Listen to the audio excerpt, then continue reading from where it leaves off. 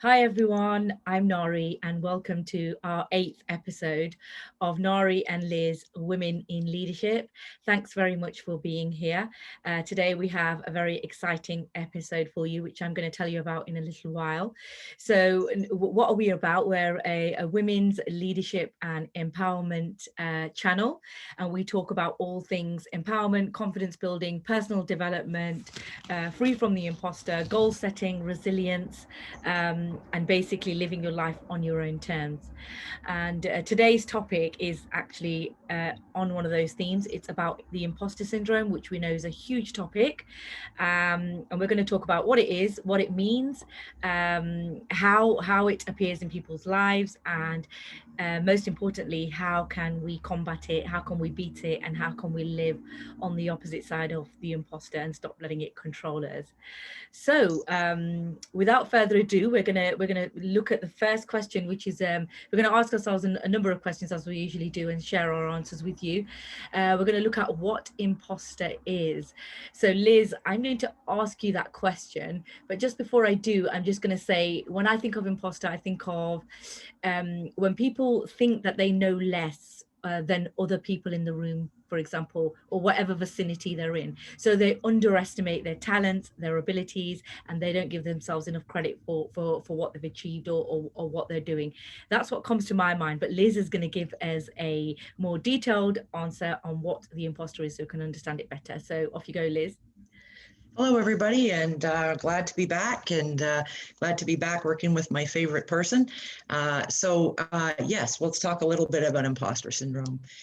So, it's interesting. It was a term that was coined in the 1970s, believe it or not. It's actually an old concept, and it was coined by two clinical psychologists, Susanna Ises and Pauline Rose Clance. What's interesting about that is that they now have data to show that 70% of all human populations have experienced at least one episode of imposter syndrome. So that's how common it is.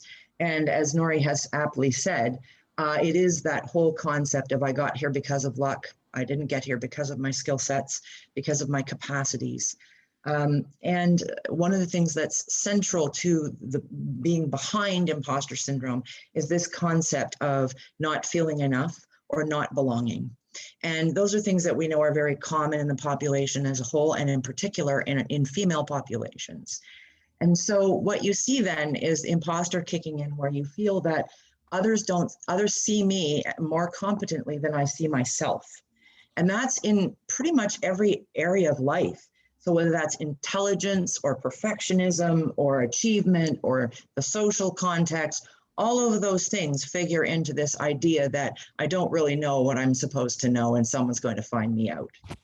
At any moment, the world is going to see that you're committing fraud because you really don't know or understand what you're doing.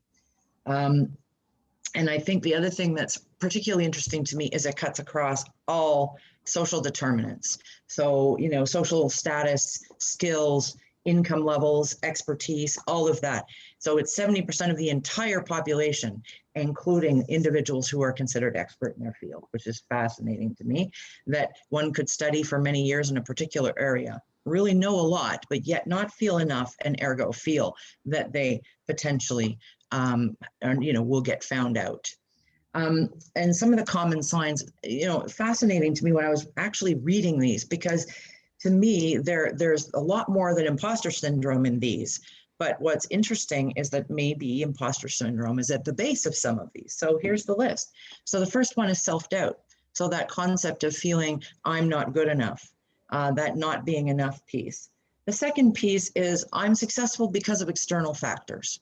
So, I'm lucky. I happen to be in the right place at the right time. There's a reason for that statement. The need to downplay compliments because the fundamental belief that you don't deserve them. The whole concept of fear of living up to expectations is huge. And this whole concept of also, being an overachiever. So, there are many women out there that are overachievers, and many of us are in this particular group.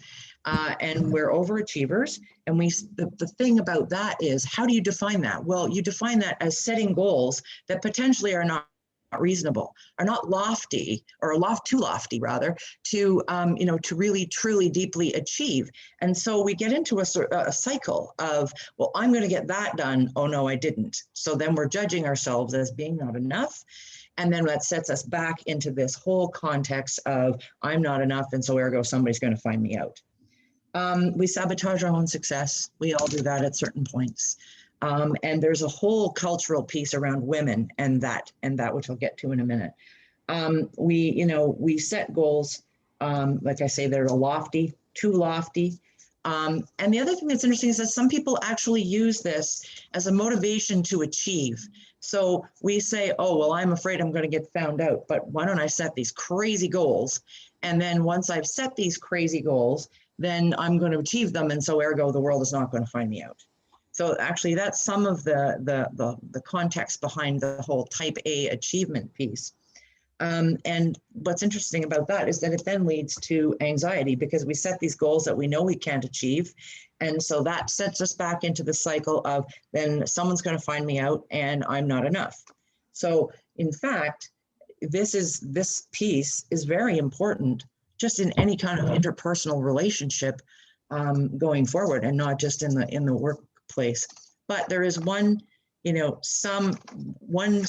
key piece that is really important to me on this, and that is that the typical thing that we do is we're doing well and we still don't change our beliefs. So it's so deep rooted that we're not enough in society, and it's actually that we've been, I think, culturally, as women, sometimes culturally brought up to believe that across all cultures, it's a gender thing. And so, if doing well is then doesn't change our beliefs, then we're back into the vicious circle and we never leave it. So that's my thoughts on that.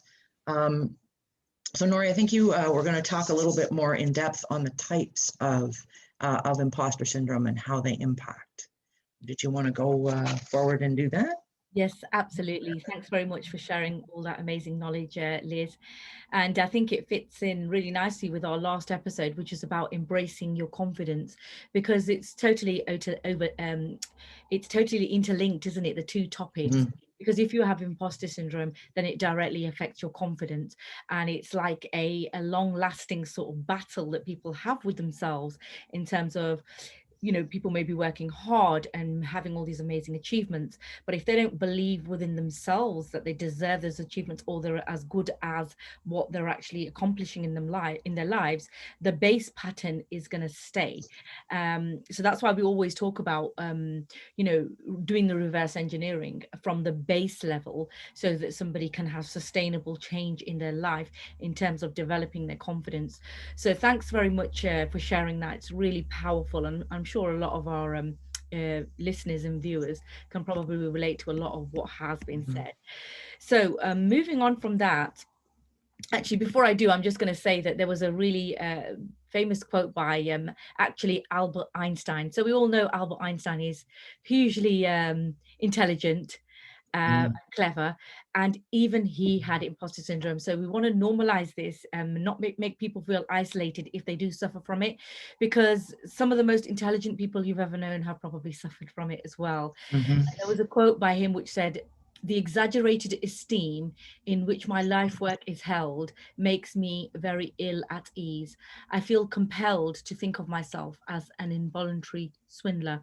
So what he's talking about there, the more that he's achieving, the more that he's accomplishing, the more he feels uneasy, because he feels like he's getting it by chance, but involuntarily, because obviously in a natural way, you can't stop somebody's intelligence, you can't stop somebody developing themselves, or expressing themselves, which is only going to get better. The more you learn, the more you know, the better you get.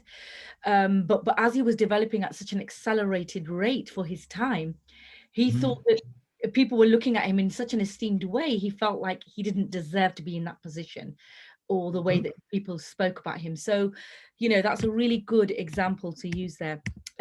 So yeah, like Liz said, I'm gonna have a look. There's some of the different types that we have, and there are a number of different types.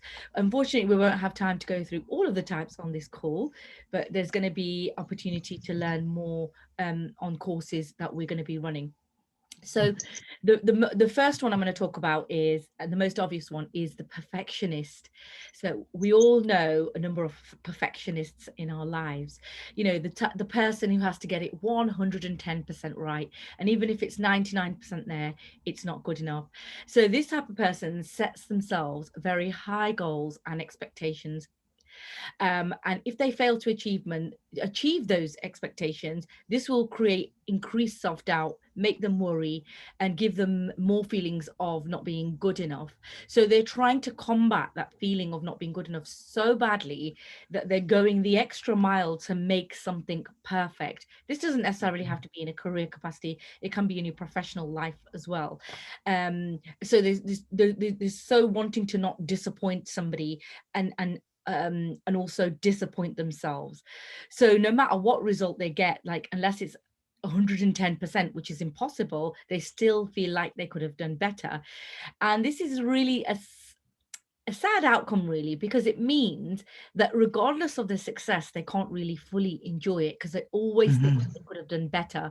So from my view, a person like this is exhausting themselves, going the extra mile, where really, to be honest, even if it's 95% there, it's probably brilliant. Doing the extra 5% probably takes 80% of your energy and only makes 20% of impact, like the Pareto rule that we all are aware of. Mm-hmm. So they end up working too hard, they end up burning out, and don't fully enjoy life because they're too focused on getting things right and not just meeting standards, but exceeding standards. So because their targets are unrealistic, they end up working, like I said, too hard, and they assume that other people are better because they're trying to impress people, thinking that actually they're impressing people who are better than what they can achieve. But that's not always the case. They're always trying to like do more, and get to this unrealistic state of perfectionism, or whatever the outcome can be, or success. So they jeopardize their own process of getting there, and they can make themselves feel worse throughout that whole experience. So if you ask me, it's not worth it. um, so in order, I'm just going to talk about when I'm talking, I've described what it is, and I'm just going to say a little bit about what they can do. So they need to look at the achievements and celebrate even the smallest wins. They need to start to look at that, because I think a lot of people will relate to the perfectionist style.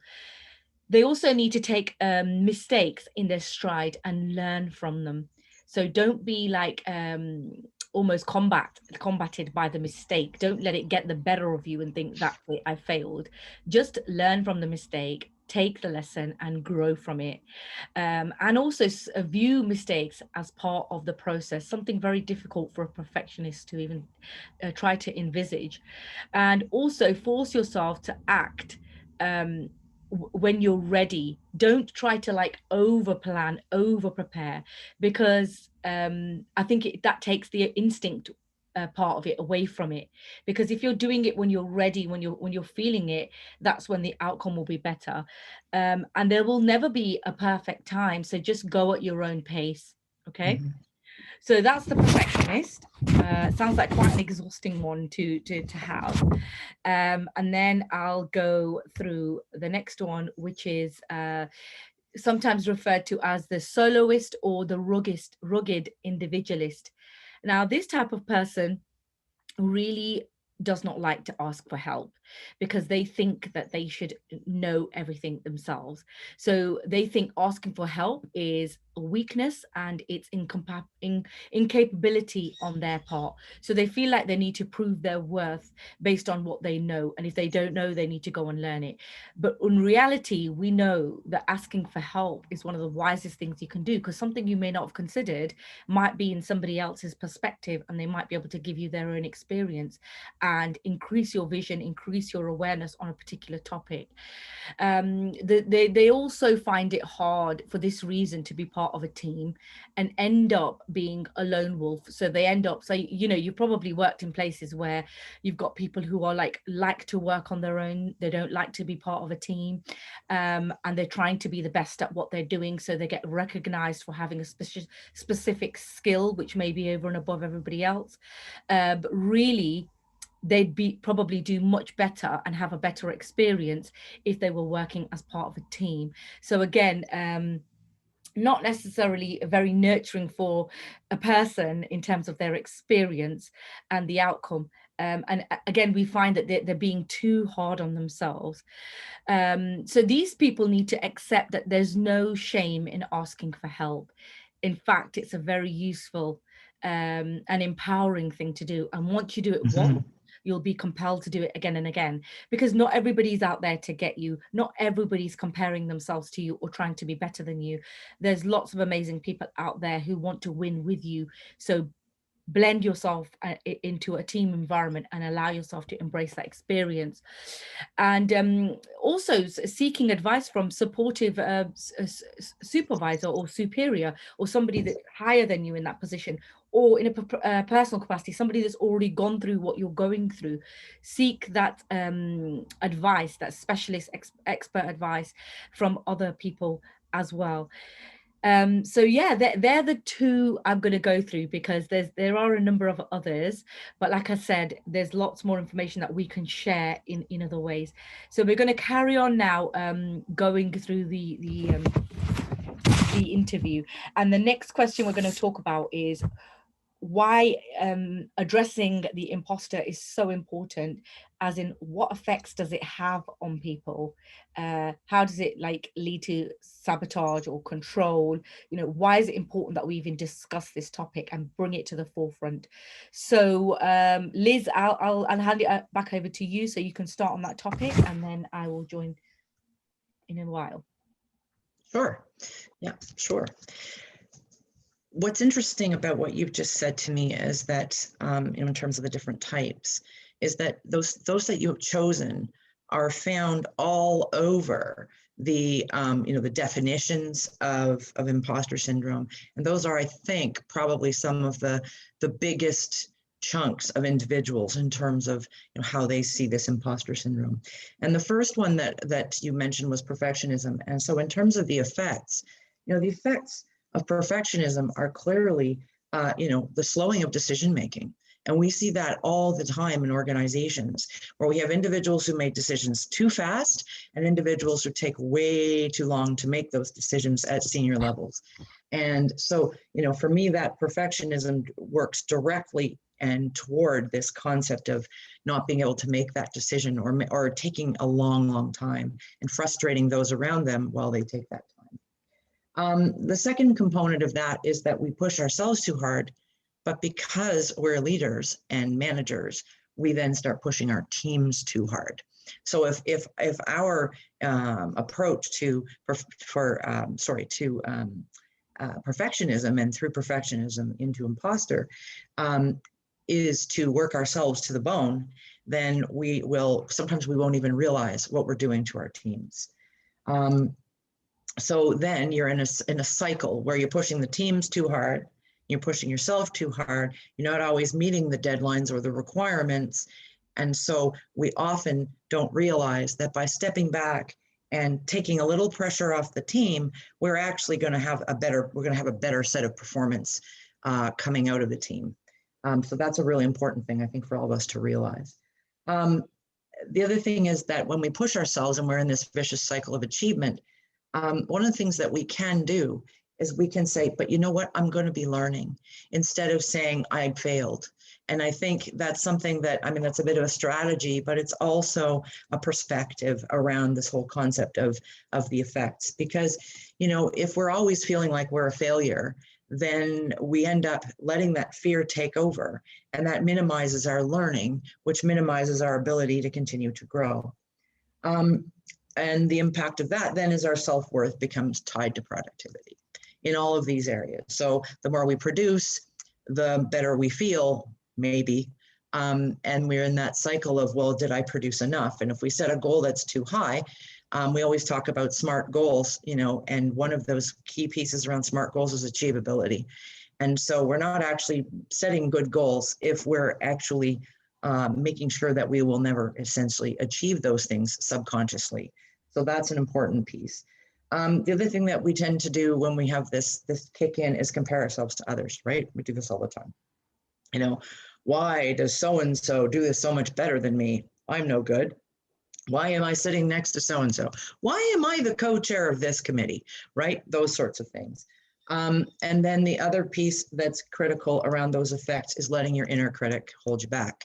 So the inner critic that's talking to you about the things that you don't do well and helping you really to perpetuate that theme of I'm not enough and I'm not good enough. And so the more we let our inner critic talk, without being able to step back and say, okay, I'm seeing myself now doing some of these things. So what does that mean to me? And then going back to some of the work we did on, on self-awareness through some of these other topics, when you think about it, we need to be able to step back from it and say, okay, you know what, I see that this is happening, rather than being stuck in the circle. And we'll get to the point where we talk a lot more about that life on the other side and some things we can do to really minimize some of these challenges. But you can imagine the effects on teams of this kind of behavior. And this is what gets essentially the stamp of micromanager often.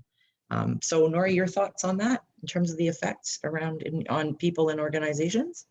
Yeah, absolutely. There's so many different effects, and like you said, the one that styles I spoke about, they're usually probably the most prominent. So, for example, if you're a perfectionist, you end up procrastinating. You think about things over and over again, and you're really getting away from the instinct of what comes to you first, because that's probably the right thing, right? So procrastination is tiring, it's overwhelming, and it gives people anxiety. People end up doubting their skills, their expertise, their experiences, thinking they're not good enough, thinking they could have done better, maybe looking around at what other people are doing. So the comparison factor comes into it, which is not healthy. You also fear failure, and you cannot accept success, which is really sad. So if you fear failure but you can't accept success, then that means you stay somewhere in the middle, so you don't end up doing anything, right? And we're all about growth. We're all about leaving our comfort zone and developing ourselves. You could also end up, because of the base level belief that you have, you could end up working too hard to prove your worth, which you don't really need to do. And it's purely because you have that base level belief that you don't feel or think that you're good enough. So you work so hard, you overexert yourself, you exhaust yourself just to prove, it appears to the outside world, what your worth is, but you're also trying to prove your worth to yourself, right? You feel like you don't deserve the success or the recognition. So even if you do something good or someone pays you a compliment, you maybe deflect that compliment onto somebody else, or you think, oh no, it wasn't that good. So you think you could do better. But really, if somebody pays you a compliment and it comes with good intention, it's very healthy to accept that compliment and let that be part of your growth journey and make you feel good about yourself, increase your confidence. Like we said earlier, you attribute that success to luck, a help, or connections, but really you're undermining all your hard work and effort that you've put in. You avoid making mistakes, so maybe you don't do something whereby a mistake could happen, or you're more likely to make them because you're more focused on not making them. That makes sense. A lot of people with imposter syndrome also are constantly doubting themselves, and they have negative self-talk. So everybody has self-talk, and that self-talk, unfortunately for people with imposter syndrome, is negative. It's telling them that they can't, they shouldn't, they wouldn't, it's delaying them in their success. And they can often feel like a fraud. I don't deserve it. It was not meant to happen, or and they fully can't enjoy what they've achieved, and undermine the success in the way that if I can do it, anyone can do it. But that's not necessarily the case, and it has a knock-on effect on people's confidence.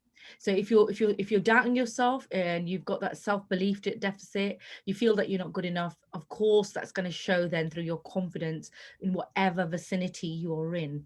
We hear about fake it till you make it, but that doesn't last, right? So your confidence deficit is going to show through, and that's a real shame, as we discussed on our last episode, especially for those credible people who have worked hard, put that effort in, and then they have the confidence challenge, which means that they don't get ahead purely due to confidence. And I don't like seeing that happen at all. I've seen it happen a few times.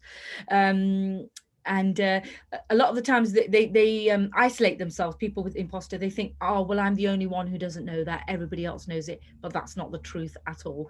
So overall, in terms of life, it has the confidence knock, as I said. It affects people's self-esteem and self-worth. Obviously relationships get affected at home and at work.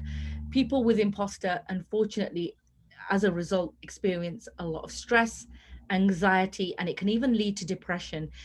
And the sad thing about this is these things are all invisible. So a lot of the time people don't know if you're suffering from this, because you can't see it. It's not a visible thing. It's not like, oh, I've hurt my arm or I've hurt my leg and it's visible. It's literally just there behind the scenes, just brewing away and getting bigger and worse as time goes on until it's dealt with. It totally then affects progress in personal and professional life matters. It things like people not being able to accept praise. This could, if they don't have confidence, they might not be able to ask for a pay rise, or they may not ask for a promotion even if they deserve it. They might feel like they don't deserve it, so they won't ask for it. So in this way it hinders and holds people back. People with imposter are constantly living in fear of being exposed or found out, but it's a myth, it's an illusion. There's nothing really to find out, because a lot of the time they are credible, but they don't feel like they are, if they suffer from imposter. So this, as a result, people become risk averse, and we all know what that means. If you become risk averse, you're less likely to do things that are going to help you develop and grow. So they just end up staying in a very stable vicinity or way of life or behavior, and then they look back 10 years and they haven't grown much in terms of their development or their success, and then they question why, and then it becomes like a guilt feeling or a feeling of regret. So it is like a continuous cycle, which it feels like, for the person who's in it, like there's no way out of it. It's a mental struggle for people. And it creates that imbalance, and most of all, it creates unhappiness in a person's mind. So having said all that, it just shows how big imposter syndrome is, and like we said, people suffer from it at all levels. There's no shame, there's no blame, there's nothing to be embarrassed about. It's a completely normal thing to have, and a lot of the times it comes from a belief pattern which has been formed very, very early on in life, which means it wasn't your fault. So that brings me very nicely onto the last part of the session today, where we're going to talk about life on the other side of imposter. So how do we get there, and what does that mean, Liz? Okay, well, that that's an important point, and something that is a challenge to achieve as well. Given that we've both touched on this whole concept of imposter figuring directly and deeply into who we are through I'm not enough and all of those various comments, we are very good at convincing ourselves that any success we've had is due to other factors. So trying to actually change those fundamental limiting beliefs is a challenge. Now, that said, I mean, there are lots of great suggestions out there in terms of ways to do that. And I'm going to deal with some of the sort of more standard suggestions, and then get into some experiential ones.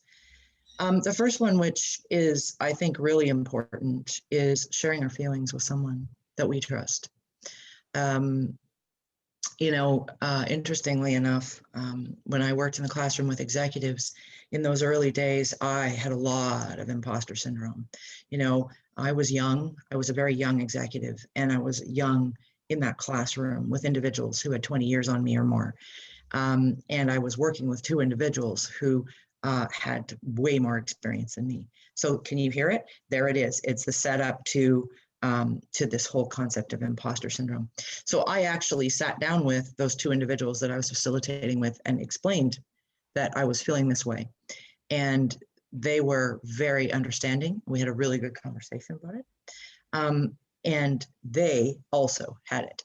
And so as soon as I found out that these individuals who were, 20 years older than me, had, this much more experience than me in this context, and one of them in particular who has an international reputation in leadership education and was my coach in that context, he felt it too.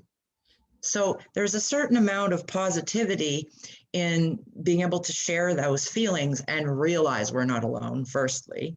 Secondly, getting those feelings off our chest in a place where it's safe. And thirdly, gather some perspective from others around us that we're sharing with on how they may be feeling, because sometimes you feel more normal if you know that other people are experiencing it around you. The second piece is that when we have this, we don't want to look at our achievements and our abilities, and that's something we need to do. And so, having this opportunity to go through an experience where we're building something like a prior learning assessment, those kinds of things where we actually look at what have I done in my lifetime, and we actually put it down on paper. And as we do that, we begin to realize, holy, I've certainly achieved a lot. And so I need to celebrate what I've achieved. And I think we have to think about what we've achieved more than how we feel in this context, as that's a step toward taking baby steps towards actually changing those limiting beliefs. The third concept is, of course, baby steps. And interestingly enough, when one looks at quotes, one hears a lot of statements like this. So do things reasonably well and reward yourself for taking action. In other words, don't do things perfectly and worry that they're not perfect. Do things reasonably well, or as well as is reasonable in the context, and then reward yourself, and then do things reasonably well again and stay in action. And there's an individual that Nori and I both know who uses the term massive action. And I think there's some value in that, because what we're actually saying is if we stay in motion in the right way, without the wrong set of goals or without lofty goals we can't reach, then we will continue to achieve. And so ergo, we begin to say to ourselves, you know what, I really do know something about this. The next piece that's important for me is practicing gratitude for what we actually have. And I think the more that we get into those cycles of what do I care about, and what am I practicing gratitude about? What am I really happy about today? What are 3 things that I'm really happy about today? And they can't be the same every day, by the way, if you're going to really truly practice gratitude. So what do I feel gratitude about, toward whom, to whom? And the beauty of that is that when we get into that exercise, we're, as Nori said, we're getting out of the negative thinking processes and moving toward the more positive thinking processes. We're also stepping out of perfectionism by saying, I'm actually going to stop worrying about all those things I haven't done. Today, at this moment, I'm talking about what I care about and what I have gratitude for. Finally, and I think for me, this is the most important piece of all, and that is that, when we feel imposter syndrome, we're walking around with our guard up, and to a certain extent with a mask on. And, I'm going to fake it till I make it, as was said earlier. That's a type of mask, right? It's a belief-based mask that we wear around. And so what happens then is we don't show the real us. And the less we show the real us, the less other people can identify with us and our background, our skills, our abilities, the things that we've achieved. So that old saying, show the real you, warts and all, is really key and to me important. And then my final point in this is that let's not forget that to be a leader, we need relationships. And to build relationships, we need conversations. And we can't have real, honest, and open conversations if we're deeply worried about faking it until we make it. If we're deeply worried about, that someone will notice that we don't know what we're doing, then that impacts how we show up. It impacts how we have our conversations with others, which leads to impacts on our relationships. And then finally, our ability to lead. So I'm going to close this section, my part here, with a nice quote from Michelle Obama, who I think is a woman who's a really pretty special leader in our world, and is someone who has really been able to exercise that leadership across the United States and the world. And she says, "Do not ever let anyone make you feel like you don't matter or like you don't have a place in history, because you do, and you have a right to be exactly who you are. So you don't ever have to think, well, I don't know what I'm doing and I'm a fraud." Because if you are exactly who you are, then you're giving the world the best of you. So, Nori, what about you? What are your thoughts on that other side? Wow, I really love what you've just shared there. Thank you so much, Liz, especially this quote by Michelle Obama, because I truly resonate with that. Everybody Mhm. has a unique light, right? And we should all be able to shine that light in our own ways, because we're all different, and we should be proud of being different, and we should embrace our differences. And nobody's a fraud as long as you're being authentic and you're truly being yourself. And like you said, like you said, whatever happens, whatever the external situation is, even if it's other people who try to take you away from that path, the most important thing is you keep shining on your path. You keep being the best that you can be and doing the best that you can. And that's the best, that's the best that will become. And it's really about the effort and the authenticity with which you show up, because that's what's going to matter at the end of the day. So thank you so much. So yeah, without repeating what you've just said, I think to move past the feelings of imposter, people really need to become comfortable with confronting some of the deeply ingrained beliefs that they hold about themselves. And this can be Mhm. hard because sometimes people don't even realize that they hold them. So it does take a level of like a base level investigation of where do these feelings come from? What are they all about? Why do I believe this about myself?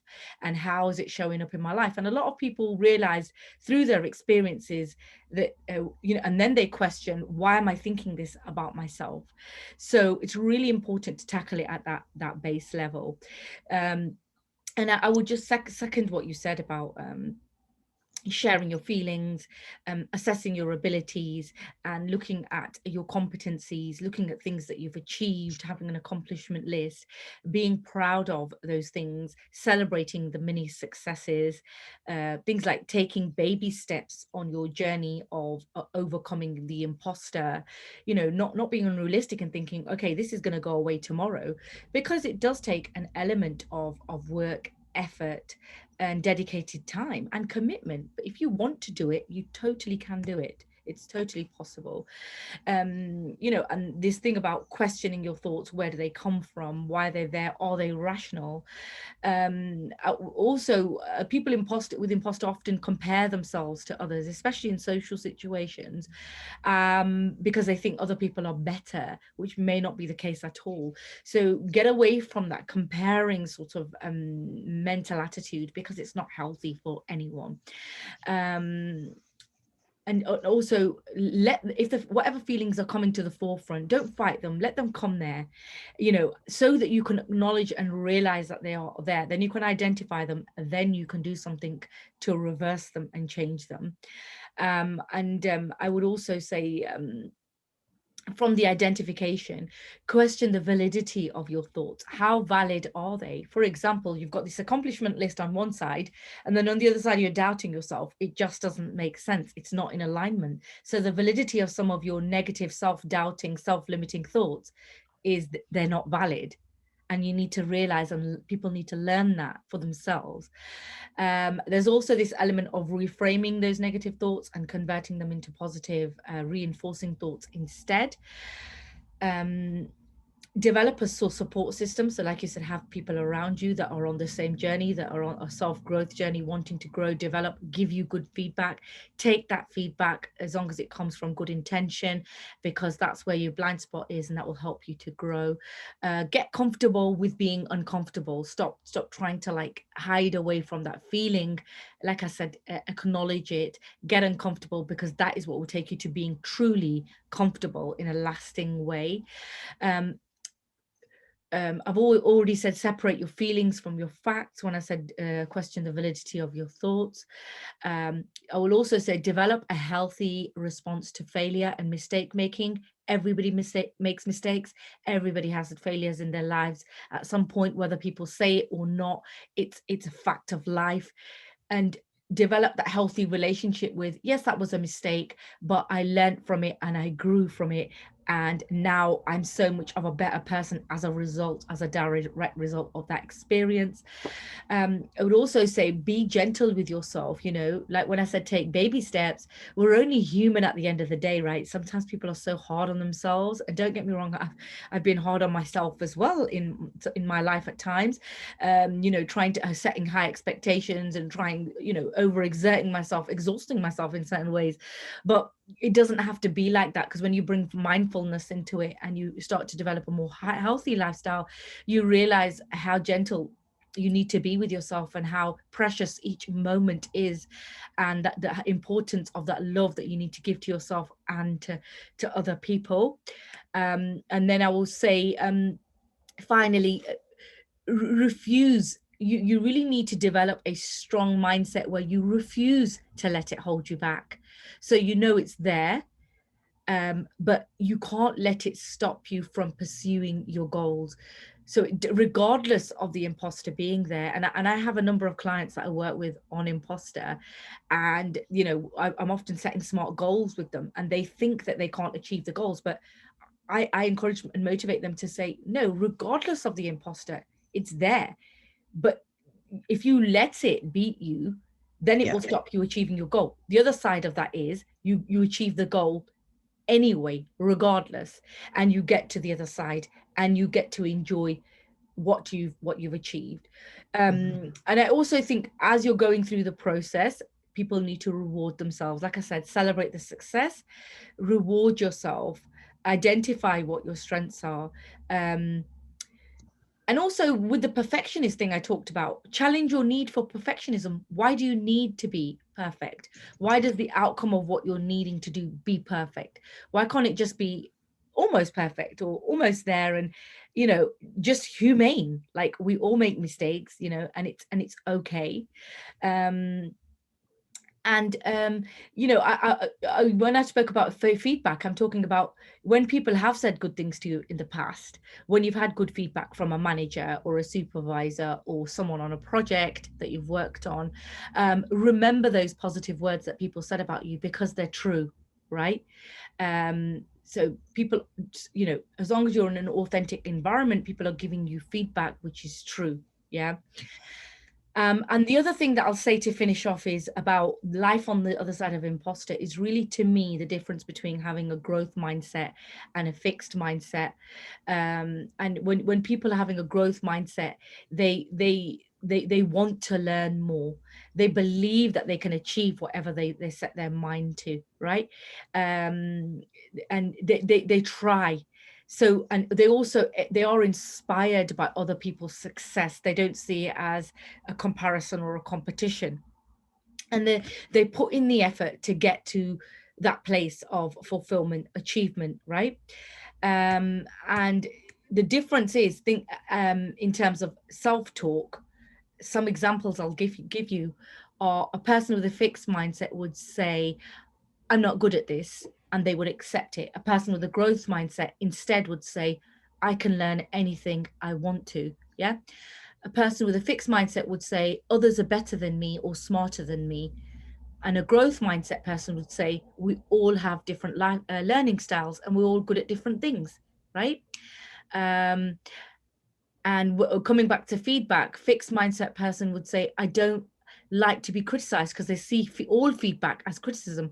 Whereas a person with a growth mindset would say feedback is an opportunity to grow and I must not take it personally. So and even to do with abilities, a fixed mindset person will think that their abilities actually determine everything, so they put so much effort onto that, whereas a growth mindset person will say actually it's my efforts and my attitude that determine everything. And that's where the most important prerequisite is to living a healthy and fulfilled life.